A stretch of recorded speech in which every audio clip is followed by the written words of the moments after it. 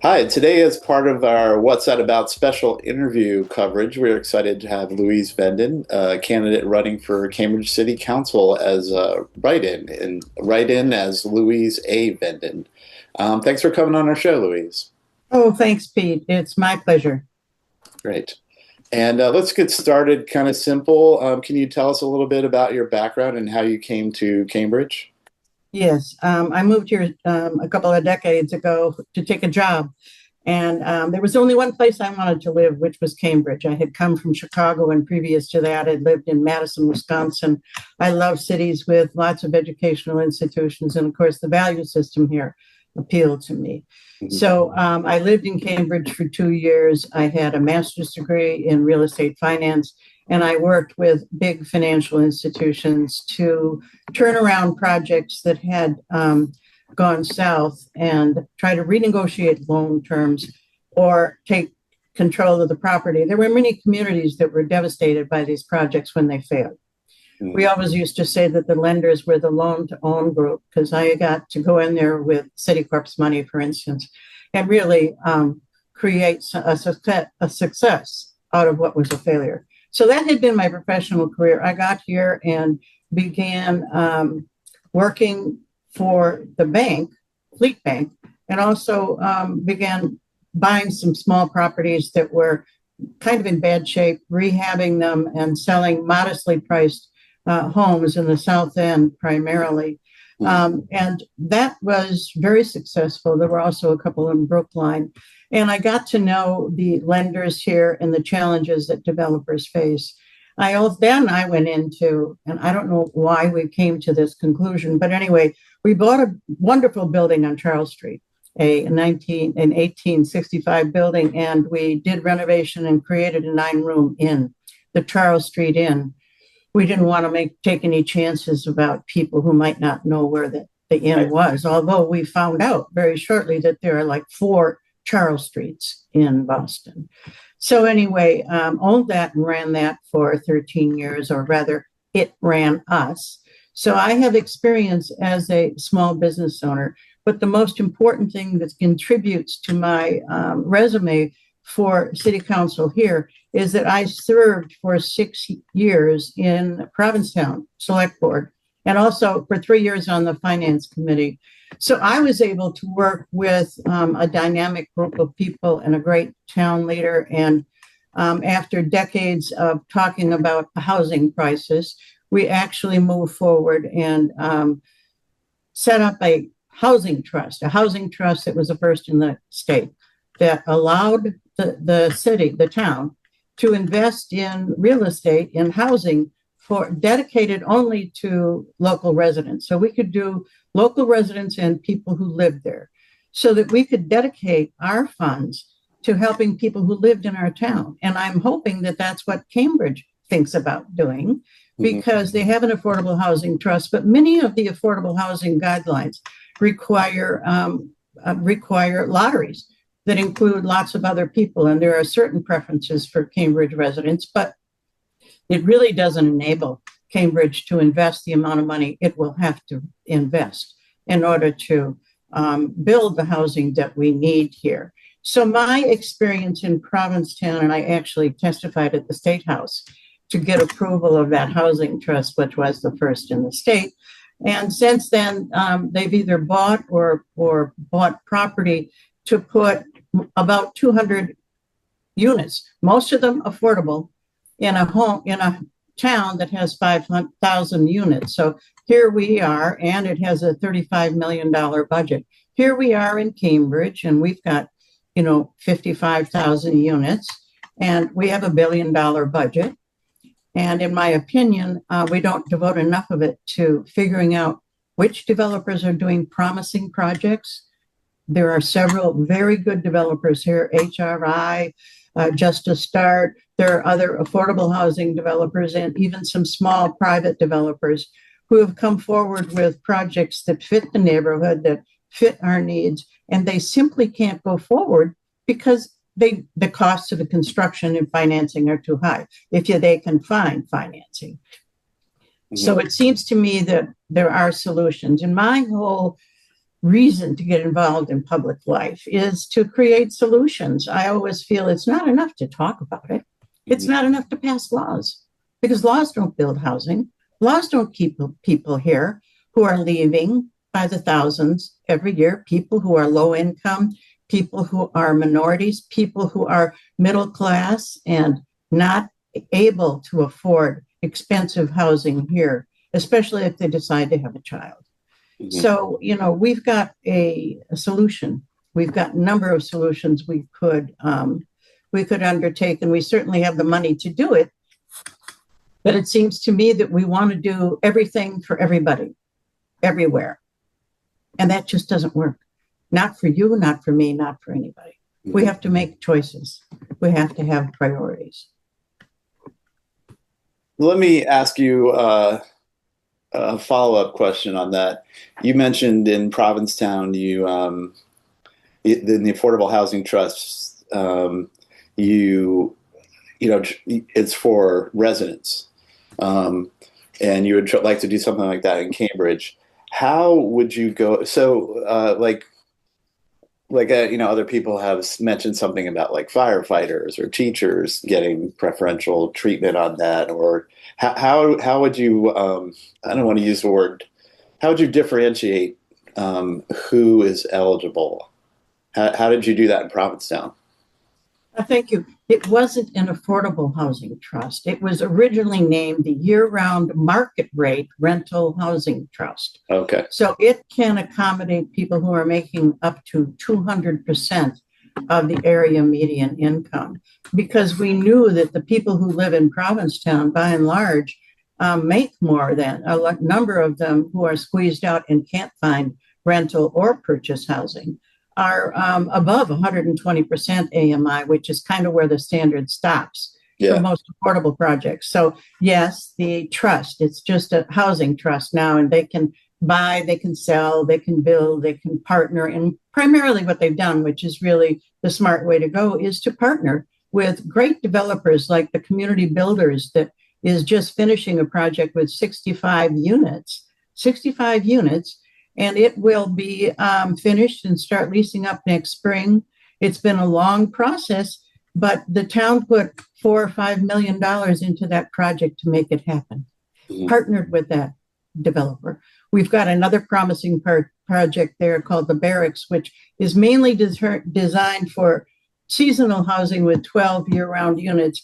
And the thing is, people only need to show that they either live in Provincetown or work there. Mhm. And that's pretty easy to find out. And it would be easy to find out here too. Okay. And I think that's really what the struggle is, because so many people who are complaining about and really struggling to stay here are people who have lived here and do work here and want to stay here, but they simply can't afford to, as these properties are bought up and turned over and they get eviction notices. So the laws that have been passed here are very ambitious, and they were done for all the right reasons and goodwill. But without money, without incentives, more than inclusionary zoning, it just won't work. An affordable housing unit, building one costs, they say, $900,000. Well, when you have limited rent coming in, how can you afford to build that housing at Right. that cost? So basically, it's pretty easy to set that up. It was a separate piece of legislation, Pete. It was the first in the state because it hadn't been done before. But Provincetown proved that they didn't have enough rental housing for people who were working there. And it was true that a lot of them were firefighters and nurses at the health center, or people who work in landscaping. A lot of people like that, and the restaurant workers. They make a lot of money during the summer. So it suited our goals, and the legislature is willing to set those kinds of things up and allow communities to restrict the housing that they build to people who live there, because they realize what is happening in communities that are being destroyed by the cost of housing. Okay. Well, let's get back to housing, but first, let's I just want to ask you, what's your favorite part of living in Cambridge? Do you have any favorite areas or places to visit? Well, I'm in East Cambridge, so the place that I love to go is either the park that goes through the middle of Cambridge Crossing. I love to go up Cambridge Street and stop at all of the wonderful little small businesses. And I also love to go to Magazine Park. I use that pool during the summer and met a lot of people there. And I like to go for a walk and visit the little herds of geese. And of course, also witness little encampments, people individually camping there because they don't have any place to live. Mhm. And so I love those places. I go to Central Square and Harvard Square and walk around and enjoy those areas as well. But the places, and I walk pretty much every day, 3 miles at least. And so I like to meet people, understand what's going on, and hear the variety of languages that I can, in five blocks, you can hear 3 different languages. It's just an amazing, wonderful, diverse community. Yeah, agreed. What brings you to run for council? Like, what's your, do you think you have a signature issue or highest priority issue? My highest priority issue is housing. And I've become friendly with Simbal Siddiqui, with Jivan, I have Burhan, I have joined ABC in Abundant Housing Massachusetts, and I'm very supportive of all the work they've done to open the doors for development. I am what they used to call me, common sense politician. I want to get things done. My motto is you're either a part of the solution or you're a part of the problem. And as I said earlier, passing laws hasn't really accomplished what they had hoped. And I've made comments at public meetings. I tried to get on the planning board. I have an extensive background in developing small properties myself. I know a lot about what the constraints are and what the opportunities are. And so I just felt like I wasn't able to be a part of the conversation that was going on, basically. And it is true with every small town, but I don't know, somehow or other I manage it in Provincetown. There's an inside group that has the inside lane here, and that is simply the way it is. And and I know, and everybody knows that incumbents have an enormous advantage. I am so thrilled with Stan and Aya and Elizabeth and Zion, young people who are running, who are challenging the status quo, because it is very important. And Pete's doing it for the second time, and so is Aya. I just think there needs to be some new voices on that city council. The definition of insanity is doing the same thing and expecting different results. Well, you can pass more laws, zoning changes, and is that really going to build housing? Mm-hmm. So far, the results have been poor. Mm-hmm. They have been way below what the expectations were. So I believe that, and also transportation, we really haven't done enough to make sure that the MBTA provides more bus service here. Mm-hmm.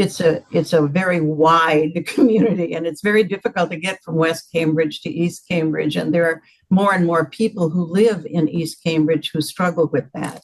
And we need more shuttle service. We need it in smaller doses. We need some vans that will convey people more often and take them to schools, to work, to groceries, to medical, so we can get some of these cars off the street. I think that's one of the biggest environmental threats we have.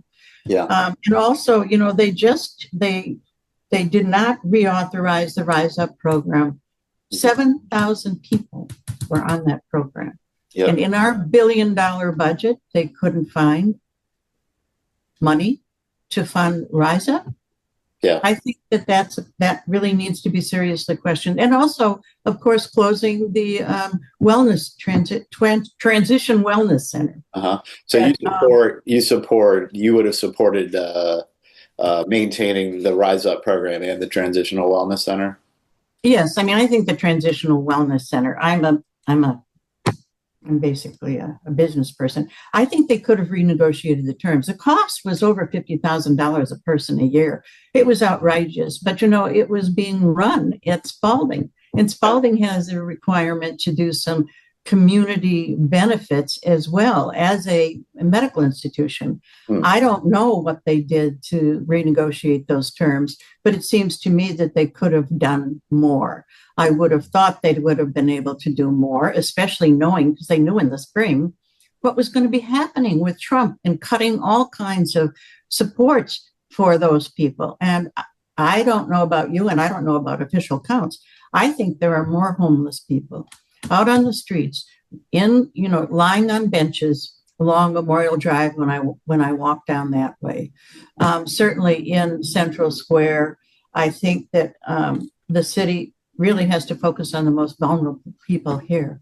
Mm-hmm. And some of the longest standing Black and brown and immigrant communities here are the ones that are being most affected by the lack of housing, the lack of transportation, and the lack of financial services to support them.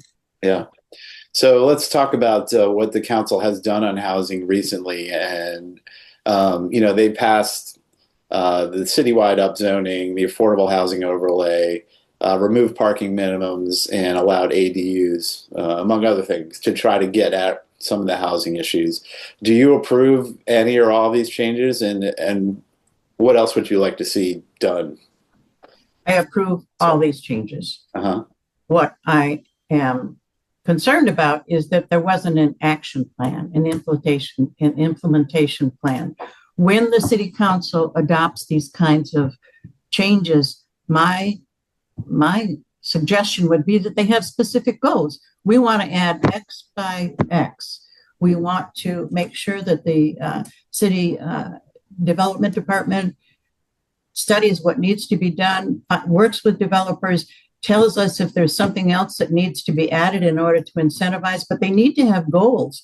And the Envision study that was done in 2019 stated that they should build 12,500 units by 2030. Right. So far, they've built about 5,500. And we have 4 years left to build 7,000 units. And right now there are hundreds of units, and probably thousands if you include not just the affordable, but also other projects that are stalled, but especially the affordable housing. There are 62 units have been built. Yeah. Using the AHO, and there's 359 that are under development, and that's great. But there are a number of projects that are still in process. We need to find out what's stalling them, and we need to fund them. And we also need to make sure that we update these zoning laws and modify them if there's something else that needs to be done to create the goals, to attain the goals that were set in that legislation. I always say, laws don't build housing. Developers do. Right. And that to me is another one of the sad issues here is we have two major organizations in this town, although now running for office, I can tell you, I have now been approached by at least 20 other organizations. It is such a great community. There are activists everywhere for all kinds of causes. But the two major ones that are battling it out over housing, on the one hand, the group that got multifamily housing adopted by the council is in favor of really almost no design standards and tall buildings everywhere in the city. Mm-hmm. And the other group, CCC, believes that developers are making a lot of money and that they are that's all they care about, and that we need to stop them from buying older properties and tearing them down. And they don't see, both of these groups, A Better Cambridge and Cambridge Concerned Citizens exaggerate. They exaggerate. And this is not, we have enough of that on the national level. Why are we doing that here? Everyone shares the goal of building more affordable and middle income housing. Let's figure out how to do it and work together to get it done. I don't understand the hostility and the acrimony of going back and forth and making people choose one side or the other. There is not one side or the other. We need to effectively implement these zoning laws so that we get what we had hoped for. How do you feel about it? It's kind of come up as a buzzword recently, although social housing is kind of having a moment that people are talking about in Cambridge, although not much is being done lately. How do you feel about the concept of social housing? I think it's great. It's one of the forms of housing we need to investigate. And again, we need to have funds available to invest in it because, social housing is a very big category. It covers a whole lot of different housing structures and sizes. Mhm. And today, whether we buy a property or use one of the properties that the city already owns and has set aside for development, it's going to cost a lot more money than any developer can afford to Right. build housing, social housing, which is defined as housing for people of more limited income, so that they have, and people who also will have more of a say in what happens. There'll be a governance structure in place. And all of that is just great and should be a part of what we do. My other concern, Pete, is that do we really know what people want? Do we really know what they need? Other cities, Provincetown, but there are many cities in Western Mass that have undertaken studies as well to figure out really what the housing needs are. We need to find out. The Envision isn't it. We have studies for different neighborhoods, but they are not housing needs studies. There are professionals who do this all the time. UMass Amherst Donahue Institute is doing this with many communities.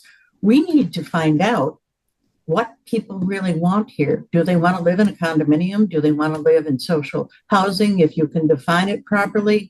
Do they want, what rent levels, what size units do they want? What can they afford? And where would they like them? There are certain parts of Cambridge that have better access to transportation and parks and closer to schools that people want. We need to find out what people who live here really need before we begin developing a strategy around where we invest money with developers to develop these properties. There could almost be a grading system, sort of a point system, but it has to start with a basis of really knowing what your citizens, what your residents need. Sure. All right, let's talk about kind of the other hot button issue that seems to get a lot of noise. Do you support the cycling safety ordinance as it's on the books right now and completing the bike lane network? Do you believe that this helps the city's Vision Zero commitment, of zero pedestrian deaths?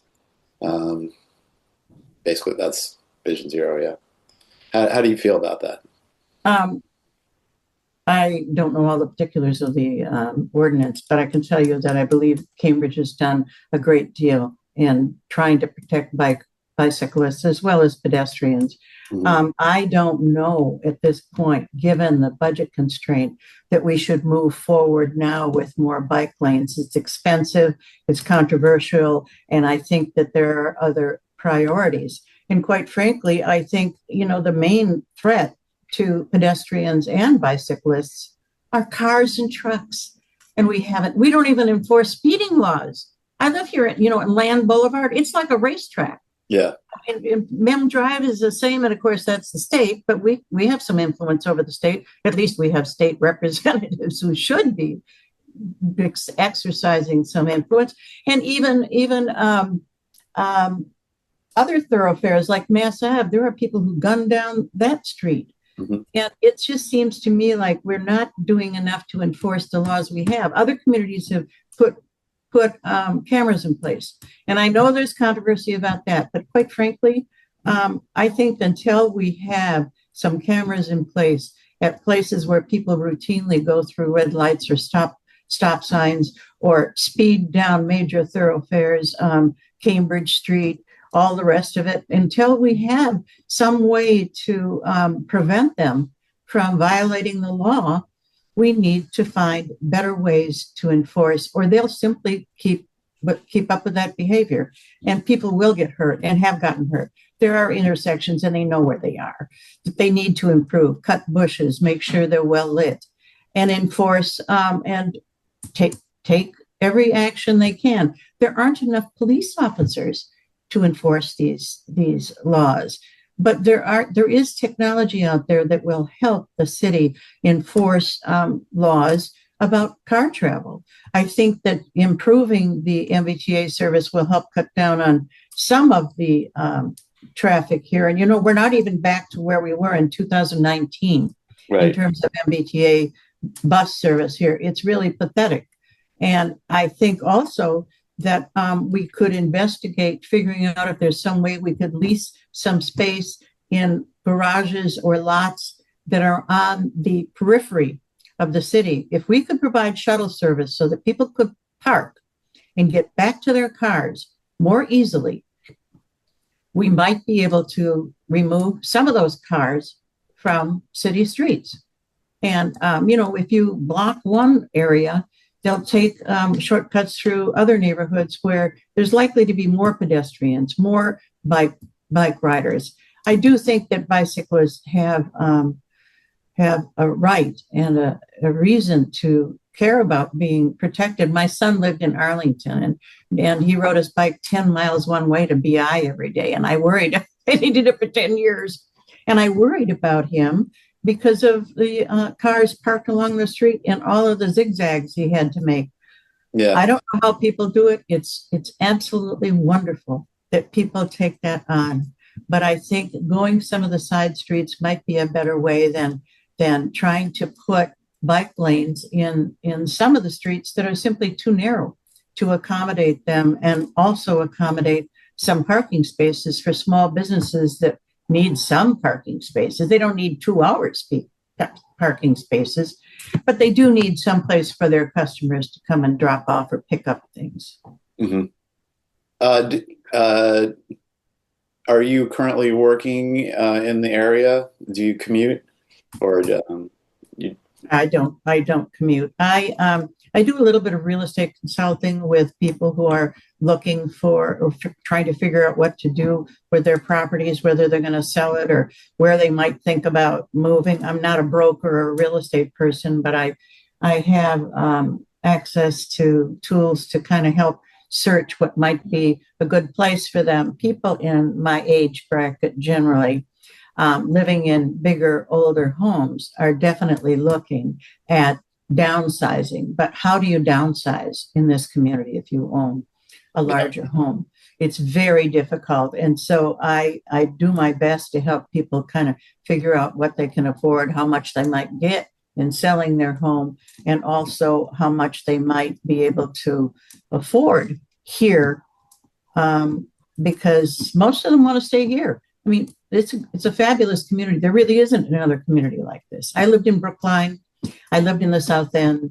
Of course, I lived in Provincetown. My son lived in Arlington. They're all great communities, but Cambridge is a very special place. And I have also been tagged to work on a couple of projects where people are struggling, when the real estate developers, basically commercial developers, because that has been my background.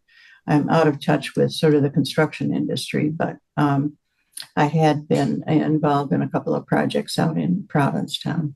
Mm-hmm. So I live in Central Square, basically. And what we were talking about earlier, what you were talking about earlier about people, camping out on the river and in Central Square and things like that. I hear a lot of complaints about the unhoused and people feeling uncomfortable with them around and their perceived effect on the safety of the area. Is there anything you would do on the council to help address the situation? How would you attack it? Well, I think I've seen police officers in uniform patrolling up and down Mass Ave in Central Square. I don't know that those are really the right people to be addressing and communicating and engaging with people who are sitting on benches just trying to get through the day, just trying to, have some company, have some, have a little chat, maybe go grab some food and share with other people. I think it's too bad that people feel so threatened and what can I say, put off by people who behave differently, even if they're talking in loud voices, and even if they look sloppy and they are wandering around sort of aimlessly. I mean, I think we need to reach out to those people. We need to have people who are qualified to do that, social work kind of people, people who can engage with folks. And one of the things they did on Charles Street at one point when we owned our business there is they had engaged homeless people and also some people who were on parole to clean the streets. Engage them, pay them to do something, figure out if there's something they can do to help improve that environment and give them some work. Freud said to love and to work. I think most people want to do some kind of work, to feel like they've accomplished something, and maybe committing themselves to that community and the park areas. There's got to be a way to engage people in those activities. And I guess, from what I've read, there really isn't a safety problem that is onerous in Central Square. But you're right, these rumors travel. And I think in general, it's just very hard for people to be sympathetic and open to these people who exhibit different behaviors. And I've been around the block long enough and lived in the South End. I've lived in places where there are people who are on the street who need help. And I think Boston has undertaken some very ambitious and fruitful projects to help reach out to those people and to also avoid the terrible incidents where police officers show up to somebody's place where they're exhibiting somebody's having a mental health crisis and they don't really know what to do. And they mistake whatever it is this person has in their hand for a knife or something. And then they shoot them. And they don't shoot them in the leg. Right.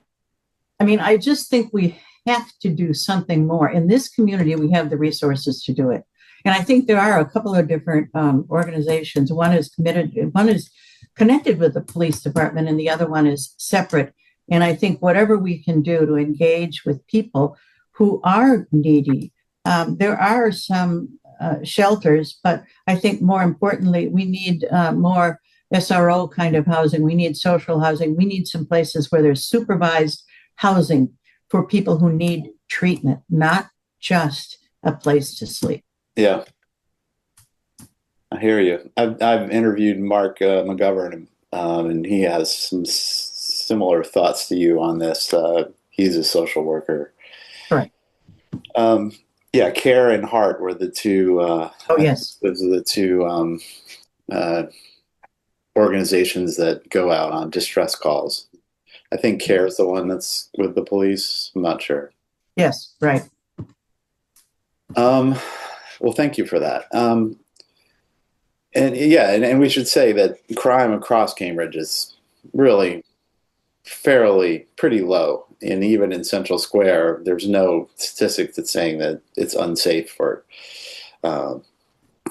people who live here. But in the current environment with our economy is not looking to improve anytime soon, especially with all the actions the federal government is taking. Commercial revenues are decreasing. I believe right now the council is looking at increasing taxes, commercial taxes. How do you think the council should respond to their budget priorities? Well, I think it would be wrong to dramatically increase commercial property rates because you're killing the golden goose here. That businesses like the biotech, which I'm in East Cambridge, okay, I can go right up the street and see all of those empty buildings. And I know people who have been laid off in those buildings, in those businesses. I think that many of the small business people are renting. So the impact on them from an increase in property taxes would be that their landlord would increase their rent. It's just simple. And I think that there are other ways for us. There's a vacancy tax that is available. And, you know, at some point, some of these empty buildings in East Cambridge, they need to begin paying a price for leaving those buildings vacant. And there are still lots of retail spaces, including, of course, in Harvard Square, notoriously. But, you know, there are other mechanisms. I just don't think this is a good time to dramatically increase commercial property tax rates because they're struggling to. I think that we could try to negotiate more money from some of the educational institutions here. I know they're being squeezed too, but on the other hand, Cambridge provides a lot of services to make sure that those institutions can thrive.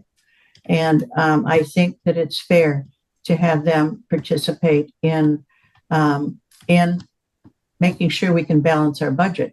But the other part of it is some of the things that are very controversial, and I know some of the park improvements are controversial, the bike lanes are controversial, and I know these are capital issues. We have a AAA bond rating, so we can borrow money.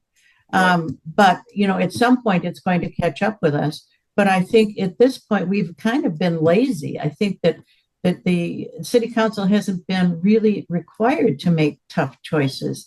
And now, and they've been saying it for 3 years or 4 years, it is going to come to fruition that those hard choices are going to have to be made. And that means that city councilors are going to have to think long and hard about whether we're going to prioritize vulnerable people and maintaining people here in housing they can afford, whether we can improve transportation and protect our environment and public safety, and or whether we're going to put millions of dollars into new capital projects. We're going to have to make a choice about that. I haven't taken as careful a look at the budget as I might have, but I do know that personnel is a big part of the budget. It's always staff. It's always the biggest part of any department, program, whatever. I have to say that just based on my own personal experience trying to get information from City Hall, it's not easy. And that website is a disaster. I call it a spider web. You just can't get to the place you need to go. A lot of the things that are posted on the website are very old. The inclusionary zoning report, the last one that's posted on the website, is from 2019. What is CDD doing? Why can't they update this information? And why is it so difficult to find it? I mean, I really have to say, I think there's a need to improve performance evaluations. Now, this is not going to get me votes from many people at City Hall, but you and I and all the rest of us who have worked in jobs out there, we had performance evaluations that were meaningful. We had to set goals. We had to accomplish things. We didn't just show up, and we didn't just go to meetings and write memos to people. We had to actually get things done. And so I am concerned that, and I've looked at Ian, he's a great guy. He tries his best, but I just don't know that they have put him to the task of getting these things done. They pass the legislation. They don't manage the budget. And in fact, they can't even reallocate money. They can cut items from the budget, but they can't increase. And that should have been a part of the charter change. That was just ridiculous. And so I think that it really is up to them to try to put more measurable goals in place for Ian that he can then translate down to his department heads. We had to go through this project. I keep going back to Provincetown because it's much easier to do because it's small, but Alex Morris has done an amazing job of implementing a sophisticated human resources performance evaluation and compensation study. And that's what we need to do here. It's just not okay that people can't find information, that they can't get a phone call back, that they can't get the information they need with the staff and the size of the staff and the budget in Cambridge. Something's not okay. I had a chance to go to work in state government in Wisconsin. And I had really enjoyed being chief of staff, and we passed the first gay rights law, and we passed education reform that equalizes the formula that for funding schools. We reorganized health services and mental health services and all of that. And I had a chance to work for the government, but I had 2 kids and I was a single mom. And I had to go to business school. So I chose to go into the private sector because I knew that I'm the kind of person who likes to get things done. And I like to know what I'm supposed to do. And I like to make sure I get it done. So anyway, I worked in the private sector because it suits me. And I did see way too much of how bureaucracies can just chew up time and people. Time and people. And I think that government, that's one of the reasons people don't trust government. And that's one of the reasons people don't vote here. 30% of the people show up who are registered voters show up to vote. Because walking around and talking to people, they don't know what the government does. They may read about, all of the controversy around multifamily housing or public safety or bike lanes. But other than that, they just don't feel it. They don't feel what the city is doing. And I think that is, that's on the city. That's on City Hall. It's on the city council. I think part of it is that and part of the charter change, they should have pushed to make the election on even years instead of odd years. It just encourages people not to show up for local elections. But let's go back to, you were talking about the website, and on your website, you said what you were just saying, that you'd like the city to improve the information on their website and improve their responses to people's requests. Are there examples of other localities that have done this that you can point to as a model, or do you have something in mind, or just improvement? I've gone to look at the websites in other communities. And again, the one I know the most about is Provincetown. It's much simpler, and they don't try to put all the information on it. They really create more vehicles where you go to you click twice and you're in a place where you can actually then identify and be able to find the source of what you need. But even visually, there are lots of graphic artists here. It is really a mess. And I think that, and I've gone on the web, I haven't gone it lately, but there are other cities that have renovated their websites. It's not cheap. But it's extremely important, especially these days when there will be more changes and more challenges, and people will need to have information about what is being considered and how they can engage. I loved it recently. Cambridge Day, they have a new editor, came up with a little column that gave, before the city council meeting, that gave a little preview of what was on the agenda. Yeah. And I think that's great. You've got to give people a heads up. People are so busy and they're inundated with information. But I think that, and I'm not an expert in web design, although I did hire my partner's nephew, who is a web designer, to do my website, because I can't do that kind of thing. But, there are ways to simplify and make things easier. And in many communities, they have done it. I think that they somehow or other haven't made this a priority.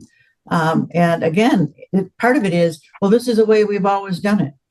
Well, when you've got people who are born and raised here, who are on the council for a decade or more, they've gotten used to we're all creatures of habit. They've gotten used to the way things are, and they have different priorities, and they want to spend money doing something else. But I think we need to step back and really take a careful look at what residents here really need and what things need to be improved. And that is one thing. You can't engage a community if you don't provide them access to information. And, Mark Levy struggled with this. Other people, Stanislav has struggled with this. It's just very difficult to get information from Town Hall. I'm still waiting for City Hall to get me an updated list of the inclusionary zoning projects. And I asked 6 weeks ago. I know they have other things to do, and it shouldn't be that hard. It should not be that hard. I just think that There needs to be new voices. There need to be new voices. And whether it's mine or some of the other people who have stepped forward, because running for office is very time consuming and very draining in some ways, but it's also, for me, it's inspiring. I get to meet all of these people who have great ideas and want to contribute. And the problem is in Cambridge, it's a very small group of people who get to contribute. Maybe some of them get named to committees, but in terms of actually having power over or influence over or being able to provide their expertise to the consideration of issues, they can't. It's very difficult because it's the same old people coming to the same old table and saying the same old limited things about what can be done. And Who do you think those, how would you describe those people, or where are they coming from? Is it a money situation, or like what? Oh, no, it's not money. And this whole thing about, outside developers and people from New York are contributing to campaigns. This is stupid. None of these campaigns spend much money. There's no point. I have almost no money. Well, I started late, July 21st. But, and it isn't really about money. And that isn't what influences. It's the fact that some of these organizations are so narrowly focused. They only push for their little item. I've had people turn away from me if I say something about the bike lanes. Just say, "Oh, I'm done." Just turn away. No conversation. I mean, that's what they think, and that's how it is. And I just think that there are too many of these groups that are too narrowly focused. And again, they exaggerate, and they are not willing to collaborate and try to create solutions that go across the board and that could achieve more, maybe, but also engage more people. I think city councilors who are elected and supported by these groups feel somewhat obligated to listen to them. And I was endorsed by CCC, but I don't share their view of developers and development. I don't share their views of the Harriet Jacobs development. I don't share their views about some other things as well. But they endorse me because, they think I am someone who will push for accountability and actually getting things done. And I am. But, the zealots on both sides, they're not contributing a lot of money to these candidates. And big-time developers, let me tell you, Pete, there is no big-time developer that wants to come to Cambridge. No real maybe the one in Alewife is the biggest time developer. IQHQ. You can't make enough money. There's not a big enough parcel. There's not a big enough thing you can get done here at this point. We don't have, it's just not going to happen.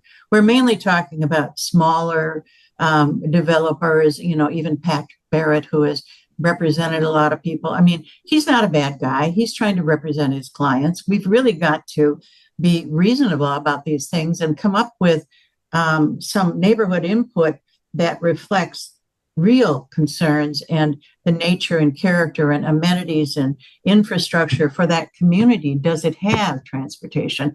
Does it have parks? Does it have access to shopping? Does it have all the things that people want? We need to somehow or other find some design standards, because multifamily housing was not well thought out. I mean, 2 months into it, there was a lawsuit they had to settle for $500,000 because they hadn't thought about a particular part of the legislation that allowed them. Yes. The Hillel, was it Hillel? No, yeah. It's a different organization. It's a Jewish organization that wanted to build bigger and taller, and they were prevented from doing that. Right. But until they lowered the lot size, and then they could conform to the same rules that everyone else does, which is, 8 to 12 stories. And of course they did. Yeah. But they also, and I don't know, I haven't seen the lawsuit, and I don't know that all of it has been made public, but there's so many smart people and lawyers and all the rest of it. How did that happen? Didn't somebody take a look at this? And change needs to be slower. You can't just continue down the same path and open up zoning and open up opportunities for all kinds of development without really taking a look at what has happened with the actions you've taken in the past, and to determine what the obstacles are, not just for affordable level, developers, but for some of these smaller developers who are doing smaller projects. And I certainly sympathize with people who say, look at this property they want to build here. It looks like a rocket ship landed on my block. Well, there needs to be some kind of design standards. I believe that it is important that we have taller buildings in many of these areas. I live in a area where there's lots of different size houses. Mm-hmm. They're not necessarily on the same block, but we all share lots of entertainment, restaurant, transportation, neighborhood organizations, even festivals over in Cambridge Crossing. I think that it wasn't well thought out. This is a very old city with communities and neighborhoods that have grown up over time with lots of connections and to each other, and new residents who come here. And by the way, the other thing about, I was born here and I went to school here, and that's all great. But you know what? Most of the people who lived here moved here since 2010. Mm-hmm. It isn't a stable population. There are lots and lots of people who experience Cambridge very differently than people who have lived here all of their lives. And it's important for them to be a part of the conversation. Yeah. Let's talk about that a little bit briefly. I don't know how much more time you have, but do you have plans, or do you think there's a way to improve like the quality of life and the culture of the city, like encouraging more artists or music or performance venues, things like that? Have you given that? Absolutely. Mm-hmm. All of that. I live down the street from the Foundry, and I love going up there. The day of the dad, celebration, Bollywood. I mean, there's always some kind of music, going on up there. But on street corners, that's the thing that keeps it alive, and that's what also creates public safety, is to have some pantomime artists or there's all kinds of musicians, and they'll get together and play on any street corner here. We need to make sure that we support that activity and give them access to electricity or whatever it is that they need. And I think in terms of other artists, there are many art venues, and I think providing that information and maybe helping people gain access to them would be an important thing as well. Because, the people even in Harvard Square, it's not that easy to get to the Foundry, for instance, for an event. There needs to be some thought given to that. And I have to say that, and I've been to Toomey Park, I've walked through a lot of parks, and Cambridge has done a great job of setting aside park areas, and keeping them up. I think that they need some programming, and they could provide a shelter where there could be some art exhibits, where there could be performances. I remember I sat in on a planning board discussion about 3rd Street Park when they were doing that. And there was a lot of concern about making sure they did not put in a shelter, because they'd have to take down more trees and there wouldn't be as much open space. I have to tell you, parks are dead without somebody there exercising. Now, running their dogs.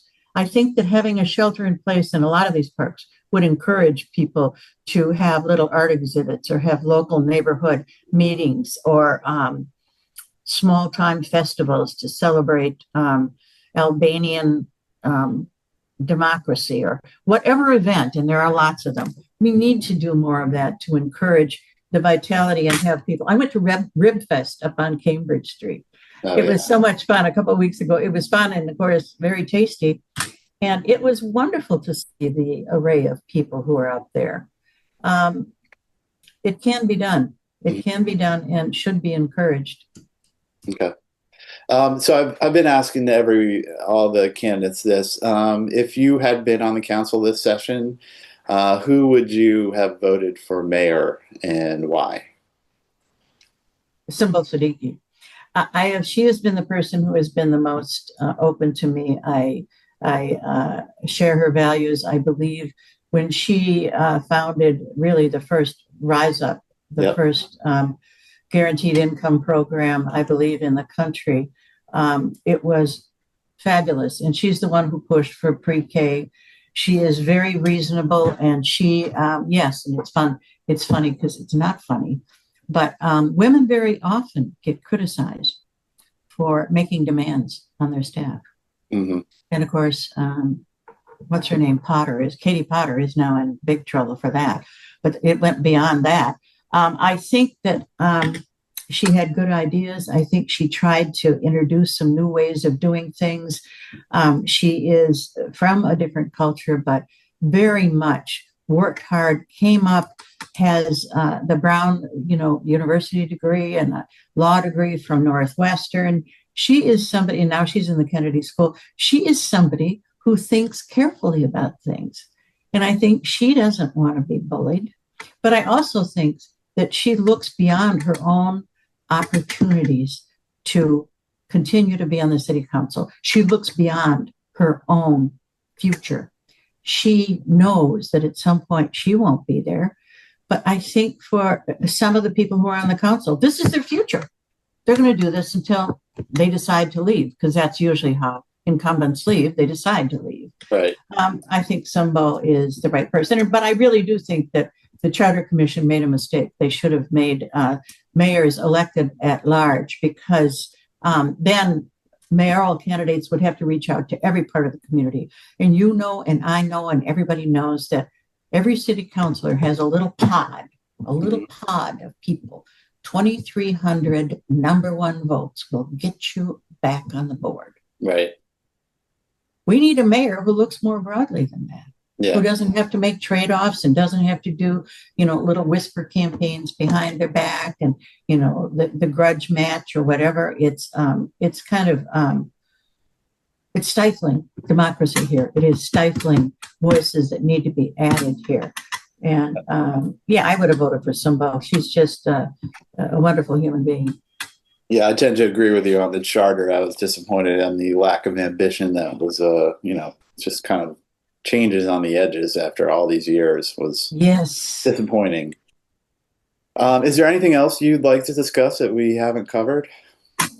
Not really. I just think, thank you very much for this opportunity. And writing in my name will be, I suppose, difficult in some ways, but I guess Louise A. Venden is the way I'm registered to vote.